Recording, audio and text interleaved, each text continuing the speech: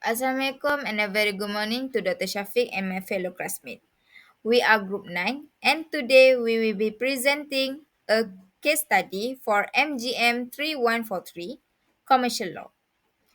Our focus is on question 3, which is explores issue around case law, specifically whether someone accepted an offer under pressures and if the land involved was inherited. Before we dive into the case, let me introduce you to our team. I'm Dayini Azza, the group leader. Danish Irfan is our video editor. Izzati is our scriptwriter. Najiihah handle the slide research. And Maisarah is our proofreader. Each of us contribute to different part of this project to ensure a true and engaging presentation. Let me simplify the scenario of question 3. It's a case involving Linda, a factory operator who is facing severe personal and financial hardship following the death of her husband and the illness of her child. Due overwhelming medical expenses, Linda seeks for financial advice from Mahmud, a trusted friend and financial consultant. He advised her to sell a price of inherited land. Mahmud offers to buy the land himself for 300,000 ringgit Malaysia, which is Linda accepts under pressure. However, Linda discovered that the land market value is over 600,000 ringgit Malaysia, suggesting Mahmud may exploited her vulnerable situation to put the to buy the land significantly under value price. There's many raises question in this case law. Let we discuss more further. Assalamualaikum and good day everyone. My name is Izzati Binti Latif and my number matric S70482.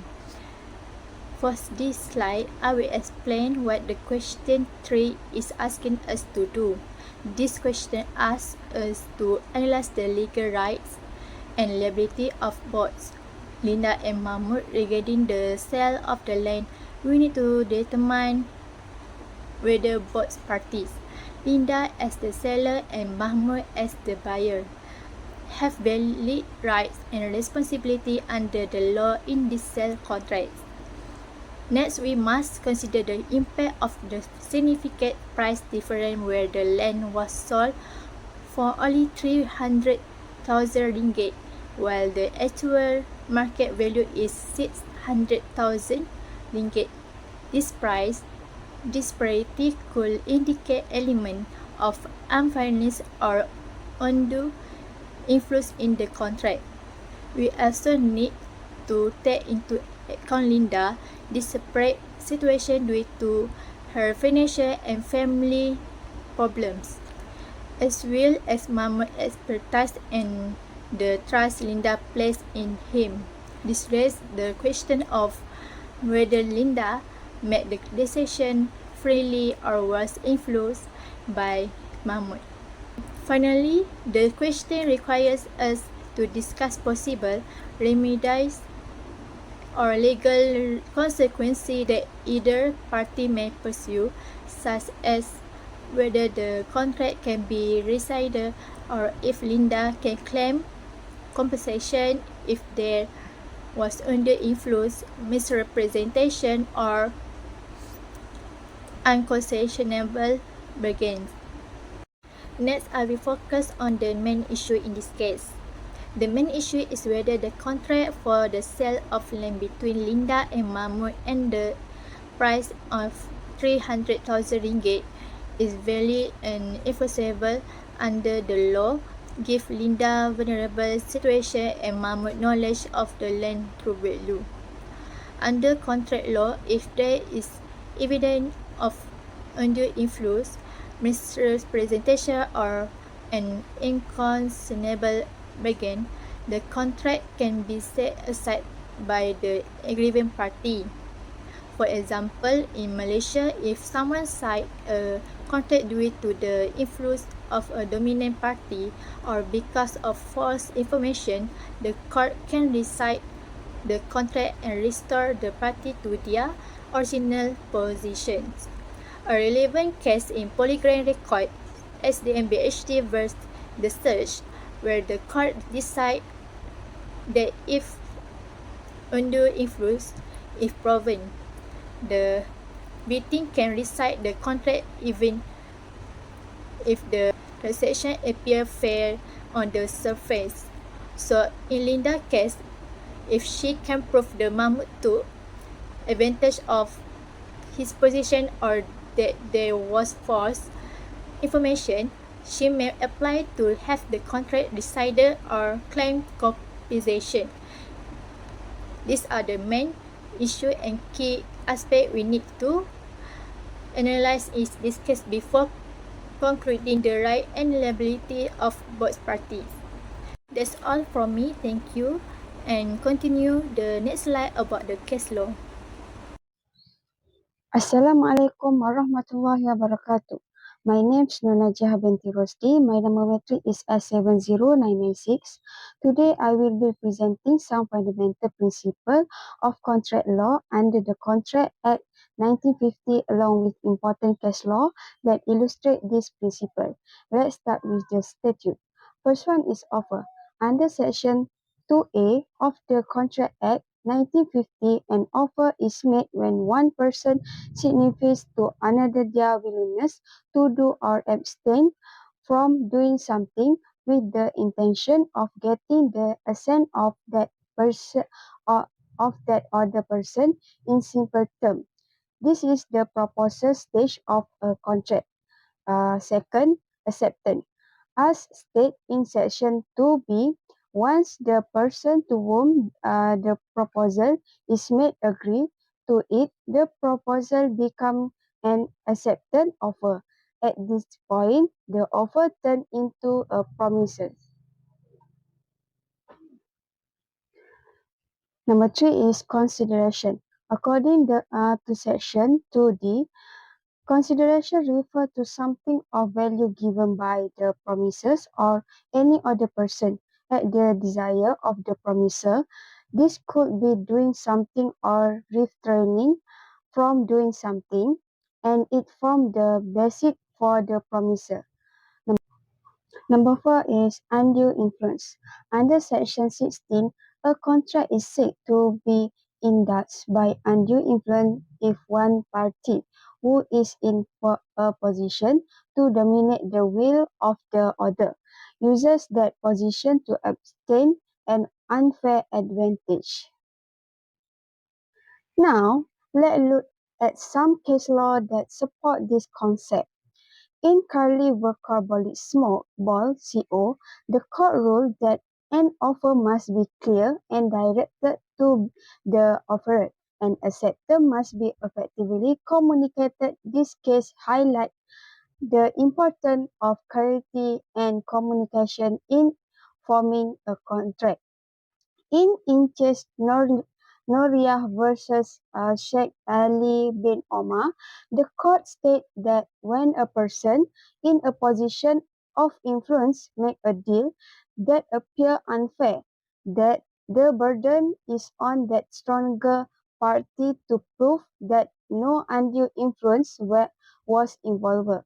Finally, in Curry versus Misa, the court emphasized that consideration must be something of value in the eyes of the law.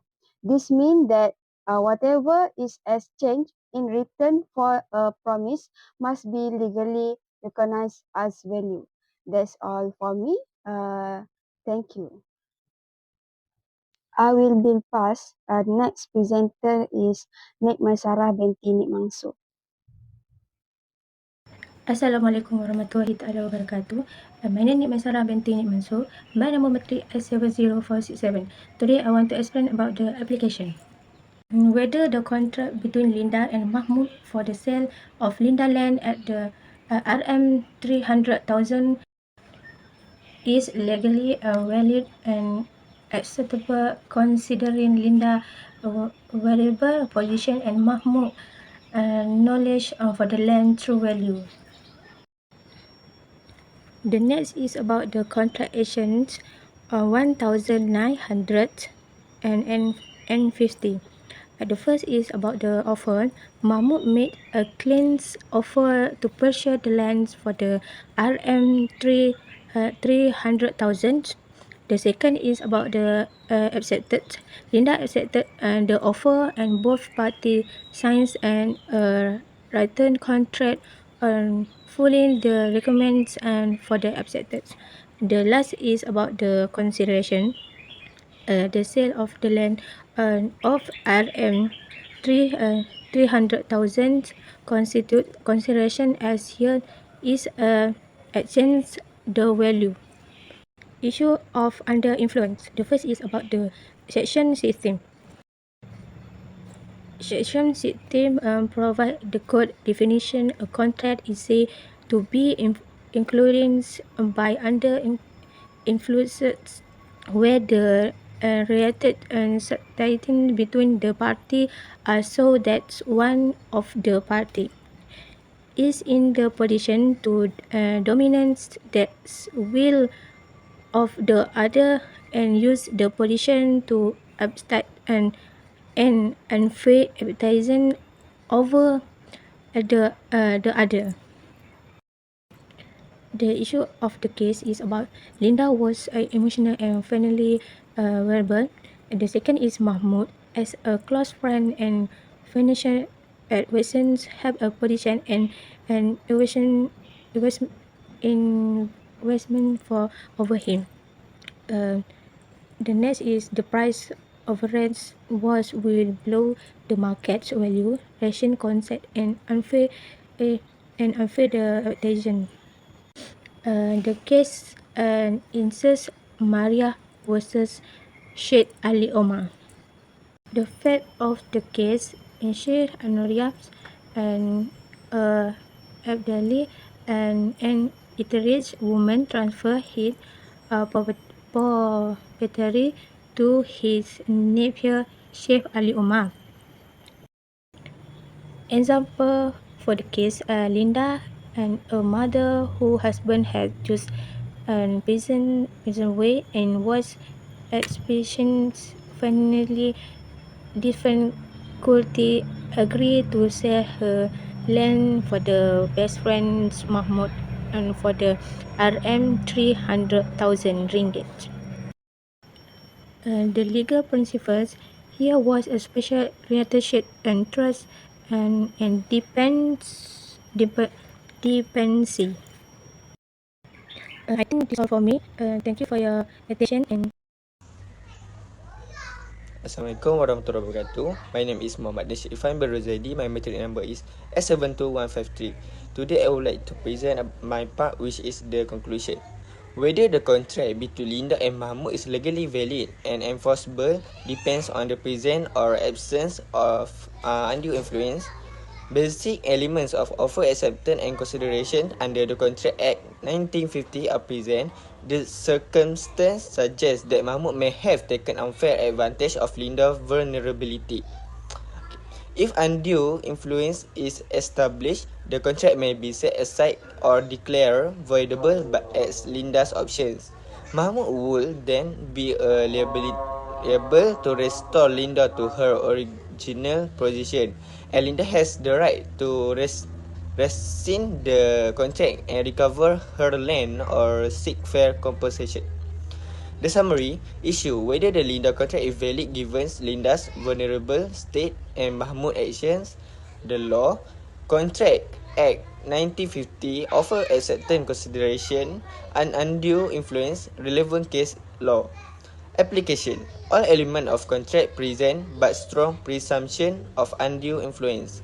The conclusion is the contract may be voidable due to undue influence protecting Linda's right. That's all from our group. Thank you.